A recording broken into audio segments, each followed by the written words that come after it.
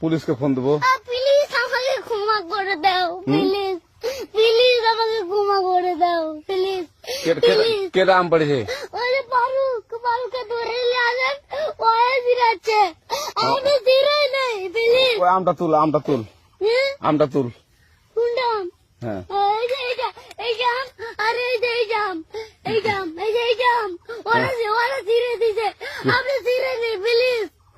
তো একটু দূরে টাড়া, দূরে টানা, কি ওখানে টানা।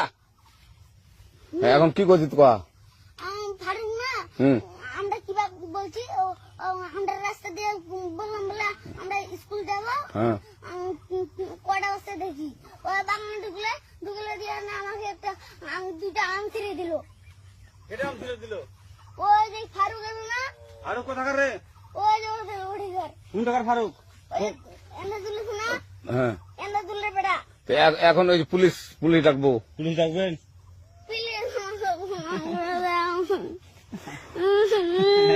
না না না, আর আসবি না, আর আসবি না। আচ্ছা ঠিক আছে।